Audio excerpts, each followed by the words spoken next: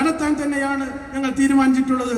നമ്മെ സംബന്ധിച്ചിടത്തോളം നമുക്ക് ഈ രാജ്യത്ത് ജീവിച്ചു പോകേണ്ടതുണ്ട്.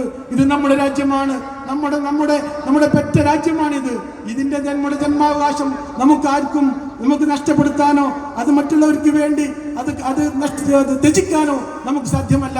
ഇവിടെ ജീവിക്കാനും ഇവിടെ വളരാനും ഇവിടെ പ്രവർത്തനം നടത്താനും മതവിശ്വാസം അനുസരിച്ച് ജീവിക്കാനും ഒക്കെയുള്ള അവകാശം നമ്മെ സംബന്ധിച്ചിടത്തോളം ഉണ്ട്.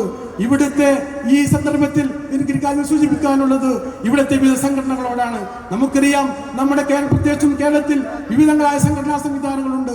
അവരോടൊക്കെ ഞങ്ങൾ ഇങ്ങനെ ഒരു സമ്മേളനം ഞങ്ങൾ നടത്തുമ്പോൾ എല്ലാവരെയും ഞങ്ങൾ സമീപിച്ചിരുന്നു. എല്ലാവരും അനുകൂലമായി ഞങ്ങളോട് പറഞ്ഞു, ഗുഡ്, നിങ്ങൾ നടത്തിക്കൊള്ളൂ, മുന്നോട്ട് പോവുക, നമ്മൾ നിർവഹിക്കേണ്ടതാണ്, ഞങ്ങളും നിർവഹിക്കേണ്ടവരാണ്.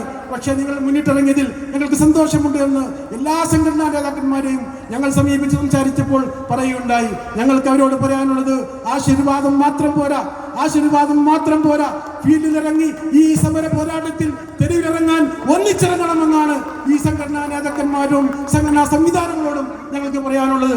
അല്ലെങ്കിൽ ഇതൊരു ഏതെങ്കിലും ഒരു സംഘടനയുടെ ഏതെങ്കിലും ഒരു പാർട്ടിയുടെ മാത്രം ഒരു വേവലാതിയോ ഒരു ആവലാതിയോ ആയിട്ട് ഇത് നിലംപതിക്കാൻ പാടില്ല.